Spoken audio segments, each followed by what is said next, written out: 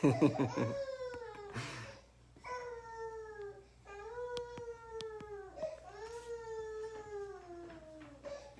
love. Is it good? Yep. Okay. Okay, love. I love you, Mama. Thanks, love. Bye, love. So, Tiff's taking the kids out of the house for a minute. Hey, Tina, how are you? This will be fun. I'm up at the house. I'm going to give it a minute here, and we'll jump in. We're trying something new, a new format here. Oh, I hear Natalie crying. Love you, Mom. Bye, love. Bye. Bye, Mom. Are we ready? Okay, here we go. Hi, guys. How are y'all? Thanks for joining me today. Last week was a lot of fun. I'm really enjoying putting these videos out there. So this is called Randy's World. Every Wednesday at 3 o'clock, we're going to be doing this. Hi, Sandra. How are you? You know, my mission in life is to add value to other people. That's my personal mission statement. I think everyone should have a mission statement. That's why I'm so motivated to do this, because, you know, I just want to add value in any way possible. Think about your mission statement. What are you all about in life? I'd write it down, put it on the wall, and every day live your life up to that mission statement. It's the way it works. So today we're going to be talking about hope and goals and how they're so connected. And I got to tell you right up front here, I personally have nothing, okay? Everything I'm about to say has either come from my mom or a book I've read or a book I've downloaded. You know, I'm really big into downloading books and listening to them constantly. So I haven't invented any new concept, no new words. I'm basically repeating stuff that's been said to me. You know, life is not a spectator sport. I believe everyone's in the game. The moment you were born, you were put in the game of life. And hope, I define hope as something that you want to see happen. It's a positive outlook on your future. That's what hope is, right? So hope is also the great activator in life. Hope causes action. No hope, no action. So far today, I could argue that every single thing you've done so far has connected to some form of hope. Think about it. Every action you do, when you go to work, you hope to get a paycheck and find meaning and purpose. If you go to school, you're hoping to learn something to make yourself better, to add value to the world. You're watching this presentation. You're hoping to get something positive out of it. Every single form of action is rooted in some form of hope. And you know, it's funny. Tiff and I were talking last night, and at the end of every single day, if you set an alarm clock, you just ended your day with an act of hope. Because no one would set their alarm clock if you didn't hope to wake up. Funny, right? So as Tiff and I were talking last night, we're saying, who are the most hopeful people in the world? Hey, Frank, how are you? I love it. I was just thinking about you, man. Who are the most hopeful people in the world as a category? And I would argue that children are the most hopeful people. Children are born full of hope and enthusiasm, excitement. We hear it all the time. People say, I wish I had their energy. Well, where does it go? You know, where does the hope and excitement for life go? How could it possibly ever get lost? And you know, some of you know, I grew up ski racing. My mom got me in ski racing when I was pretty young. And I had the wonderful opportunity to race the World Cup for the US for a couple times. So now I give talks to young, aspiring ski racers. And I got to tell you, if I bring up hope to a group of 8-year-olds, they have no idea that you could ever lose hope. They're like, what are you talking about, hope? We're full of hope. And they don't get the concept that you can ever lose it. And you know, before the winery, Tiff and I, we used to have a medical business. So I used to give a lot of talks to hospital administrators. And I could bring up the word hope to a group of adults, and they understand the concept that you could have hope, and then hope can be diminished. It can be lost and kind of flattened out a little bit. They get it, right? And it took me doing the underground experience at the winery to finally get the answer to the question of, Randy, what's up, dude? Why do you got so much energy all the time? I get that question all the time. Why do you have so much energy? Why are you always bouncing off the roof? And I never really, I'm like, I don't know. I've always been like this. You know, back in the medical business, I got to admit, I was just as enthusiastic about wheelchairs. You got to see this thing, right? You know, people that knew me back then, they're like, guys, you know, this guy's crazy about wheelchairs. It wasn't the wheelchairs I was crazy about. It was the goals I was setting to achieve them, or to achieve the outcome I wanted. Finally got the answer. Because the fact of the matter is this: if there's hope in your future, there's going to be power in your present. I love that statement. If there's hope in your future, there's power in your present. I believe John Maxwell is the first person to ever say that. And the more hopeful your future becomes, the more enthusiastic your present is. It's the whole gist of life to stay the 8-year-old and never let the world turn you into that understanding adult. I believe that's the key. Stay young at heart. So how do we accomplish this? So how do we stay the 8-year-old our whole life? How do we keep that enthusiasm and excitement? And I believe that children are naturally born with goals. It's just born right into them. I have a 3-year-old. I got a newborn baby. She's like 9 months old now. Maggie's 6. And these little puppies, these little babies, they don't know that they have goals, but they do. They have goals to talk. They have goals to walk. They have goals to keep up with their friends. They can't verbalize it yet because they just can't talk. They don't know the language yet, but they all have goals. And the thing about young kids, they're willing to fall down as many times as it takes in order to walk. And by the way, there's only 2 things that'll ever motivate someone. It's necessity or desire. You got to have one of the 2. Necessity and desire are the 2 motivators in life. Without those 2, you ain't got much. So by taking what we did naturally as a child and doing it on purpose as an adult, but believe me, I think the most enthusiastic people in the world are young children, and we can learn a lot from them. How do they have that enthusiasm? Well, they're born with goals in mind. They want to talk and walk and so on. I believe that we need to set goals on purpose.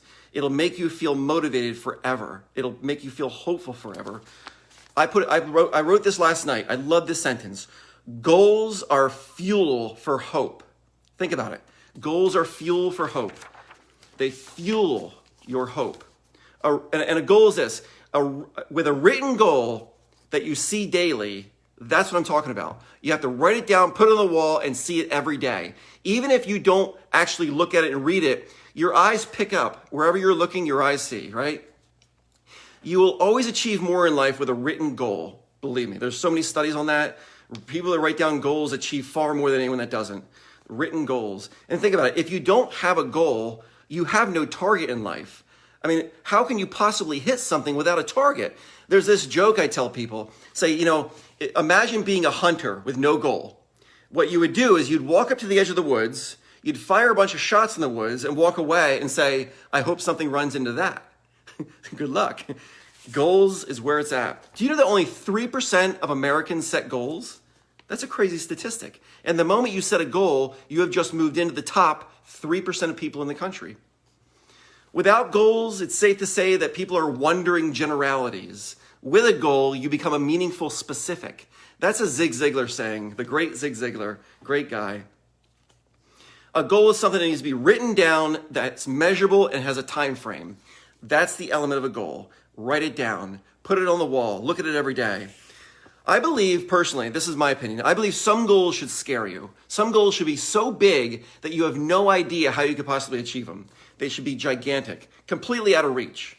Some goals should be achievable within a week or a day. This is going to keep you motivated. I have goals on my board right now. One says landscape the house. It's a mess up here. And another one says put a gate on the fence. When I achieve these goals, I can walk up, cross them off, and I'm moving ahead. It keeps me motivated. There's a saying that says you can eat an entire elephant one bite at a time. That's how big goals are achieved. When Tiff and I set out to start the winery, it's a big goal, right? There's a lot of moving parts to this, and there's a lot of things that you need to do to achieve the end. So what we did was every single day, no matter what, we would do one thing to move that goal forward. Even if that meant me and Tiff coming home at 1 a.m. from being out seeing patients, we walk in the house, we get our clippers, we walk out on the vines, and we clip one vine and walk back in. We moved the goal ahead by 1. So do one thing every day to move it ahead. I believe in whiteboards. I live off of whiteboards. They're everywhere. There's a great saying, you only see what you aim at. You only see what you aim at. I love that. Because, if you're looking through a scope, you can only see that little bit. And there's that study that everyone's seen where they have people passing balls, and they have a monkey or a bear or an elephant. It walks, in a costume, guy in a bear costume, walks right out in the middle of it all walks right back. And if you ask someone to count the number of passes, they're focused on that. They don't even see the bear walking into the screen. We get what we focus on. I believe life is a slow fade. We're going to be fading towards our goals. And if we don't have a goal, who knows what we're fading towards? There are no overnight successes. That is not true. No one just becomes great instantly. You know, you've never ever seen someone win an Olympic gold medal and goes, I can't believe I pulled this off out of nowhere. I just showed up. You know, there's a joke that they're interviewing someone that just climbed Mount Everest. In the interview, the guy goes, how did you do it? How did you accomplish this? And the guy goes, well, just out taking a walk one day. No one says that. There's a plan, there's a goal, there's a target. You set out, you develop a plan, and you head towards it. So why do people not set goals? Like, what's the reasons, right? If you study this stuff, it has to do with fear. There's some laziness, lack of understanding, other people. You can say, well, other people, situations. So whatever the reason, this is my opinion, guys, whatever the reason, and I believe that everyone has to rationalize their own existence. So what that means is whatever state we're in, we're rationalizing to ourselves. So we're okay with ourselves, right? So if we're not setting the gigantic goals, we have a reason why we're not doing that.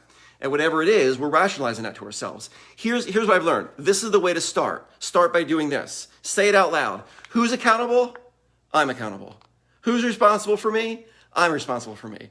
Who's responsible? I am. Who's accountable? I am. Say it every day. Because after all, who eats for you? Who thinks for you? Who talks for you? Who walks for you? You do.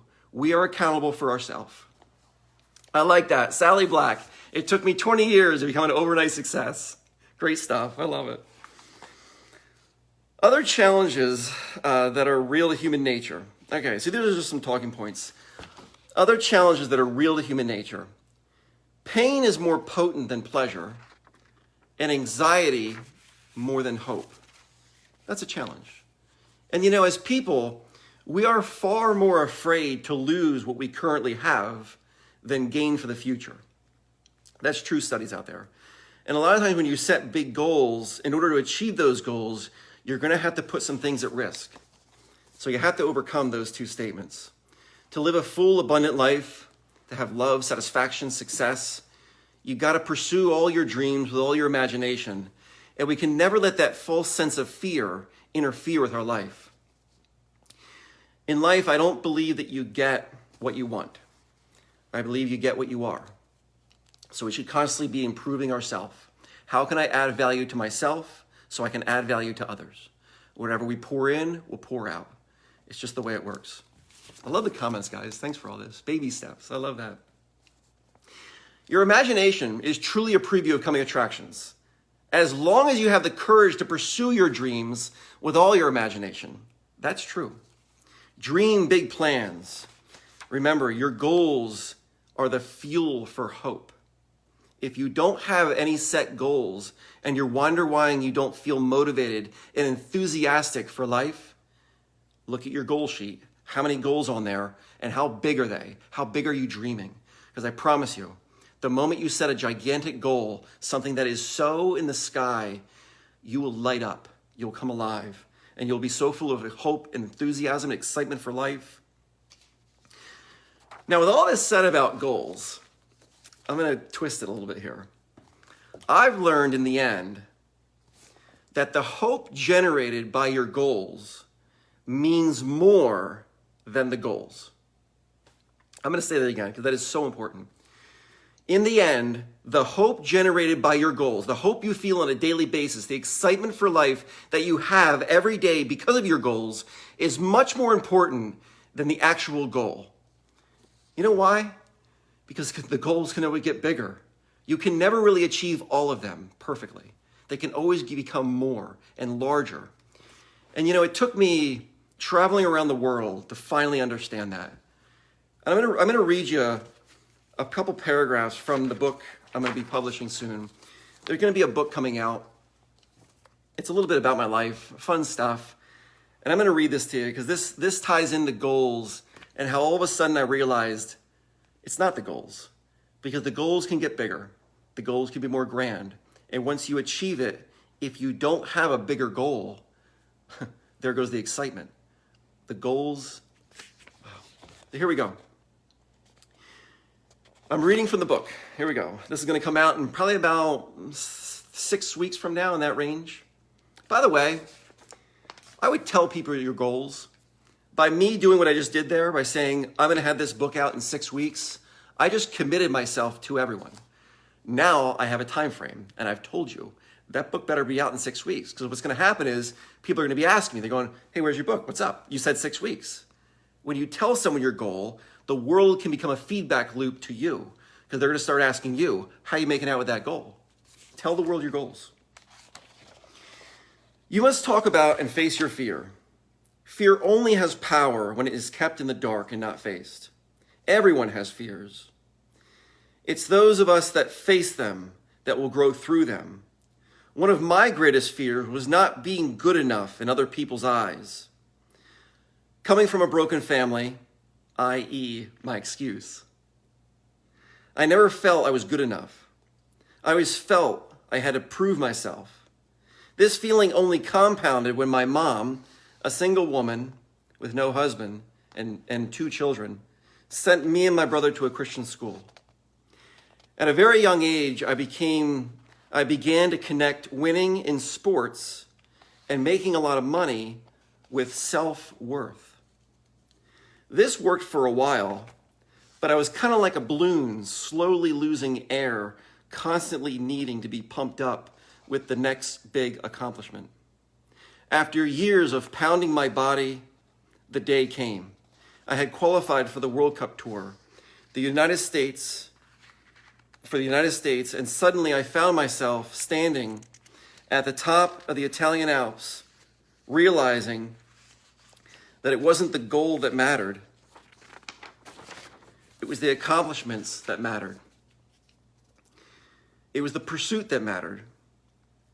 It is the chase for greatness that makes us great. In that instant, which was 30 years in the making, I realized the goals can always become bigger and you can never quite achieve them perfectly. Standing on that cold mountain, it was crystal clear that I was as great that day as I was the day I set the goal. It is the process of mastering ourselves that count. The pursuit of greatness is the essence of life. Be careful that keeping your eye on the goal does not blind you to life. I promise you, your life begins at the edge of your comfort zone. How do I know this about you? It's simple. Because we're all far more alike than we are different. And simply said, everyone has highs and lows in life, and everyone is searching for similar forms of human happiness. So I say to you right now, pursue all your dreams with all your imagination, and never let that false sense of fear interfere with your life. Hi, Lisa. Thanks for being part of this today. I had a lot of fun. I hope I added value to your life. Join me this coming Friday night. Tiff and I are going to be here in the kitchen. We're going to be talking about moments, defining moments in our life. Things that changed our life. Moments that gave us the direction. Things that matter to us. It's going to be a casual conversation between husband and wife. Hope you can join me. Thanks for being here today. I'm grateful. Thank you all.